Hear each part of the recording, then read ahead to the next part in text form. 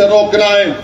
हम भी यही चाहते हैं, हम भी यही चाहते हैं कि इंशाअल्लाह नरेंद्र मोदी तीसरी मर्तबा देश के प्रधानमंत्री ना बने। कोई बिहार पटना में मीटिंग हुई, लोगों को बिठाया गया, बातचीत हुई।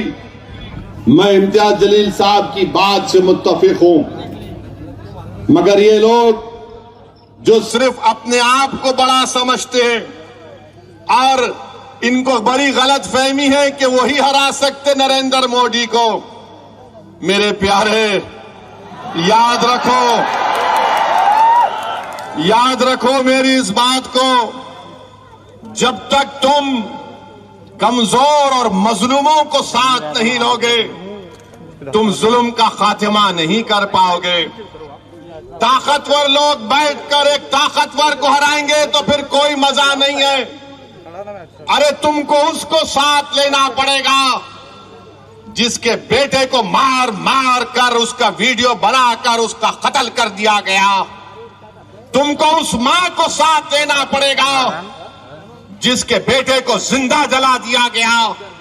तुमको उस परिवार को साथ लेना पड़ेगा जिसका बेटा, जिसका भाई 4-4 साल से जेल में सड़ रहा है।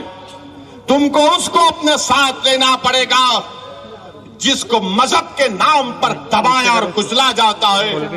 अरे ताकतवर लोग बैठकर कुछ भी कर ले, जब तक तुम मजलूम को साथ नहीं लोगे, जिसका पेट खाली है, जिसके सर पर निशानात हैं जालिम के जुल्म के, जिसकी कहानियां हैं जुल्म की उनके घरों में, अगर तुम उनको साथ नहीं लोगे तो सिर्फ तुम्हारी बात रह जाएगी, अल्फाज खाली रहेंगे। आओ बताओ, अगर तुम जालिम से मुकाबला करना चाहते हो, बताओ अगर तुम इस मुल्क में वो संविधान जिसको बाबा साहब अम्बेडकर ने ये कहा था लिबर्टी, इक्वालिटी, फ्रेटर्निटी, जस्टिस को कायम करना चाहते हो, अगर तुम वो संविधान जिसमें बाबा साहब ने राइट टू लाइफ और राइट टू इक्वालिटी का संविधान में फंडामेंटल राइट बनाया, अगर तुम कल्चर को मानते हो जो आर्टिकल 29 का है, अगर तुम वाकई में मुखलिस हो तो हम हाथ बढ़ाते हैं तुम्हारे साथ हाथ मिलाने के लिए। मगर अगर तुम ये समझ रहे हो कि तुम्हारे बैठने से, तुम्हारे मिलने से, तुम्हारे बोलने से सब चीज हो जाएगी, तो नहीं होगा।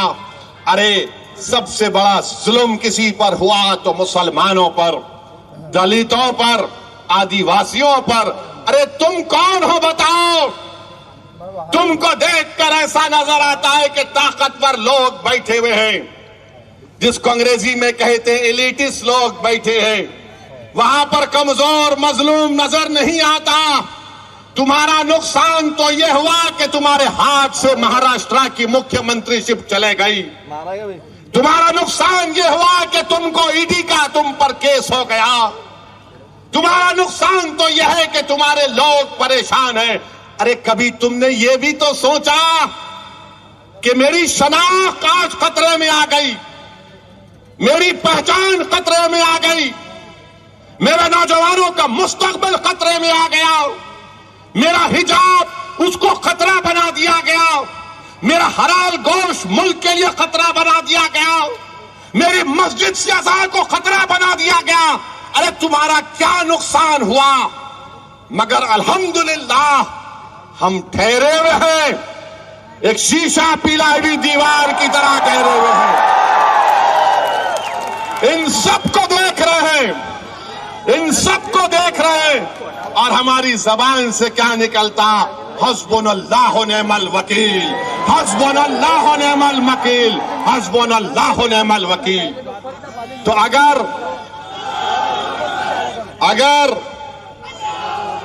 ये आपकी सोच होगी तो बराबर हम तैयार हैं। मगर अगर आप ये समझेंगे कि 16 चौधरियां बैठकर एक बड़े चौधरी से मुकाबला करेंगे तो नहीं होगा।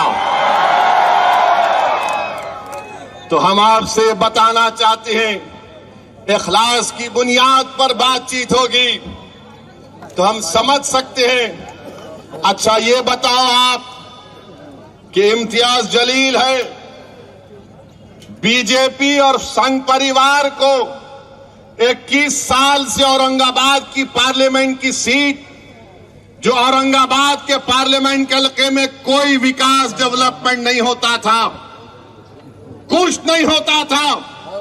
औरंगाबाद की आवाम को मैं लाखों सलाम करता हूं, चाहे हमारे हिंदू भाई हो, मुसलमान भाई हो, दलित भाई हो, हमारी खवातीन को, गयूर नौजवानों को, सिख भाइयों को, हमारे तमाम लोगों को। उन्होंने कहा कि नहीं, अब बहुत हो गया, अब औरंगाबाद को इम्तियाज की जरूरत है, और इम्तियाज को कामयाब कर दिया। आपने क्या हराया? हम हराए? तुम क्या हराए?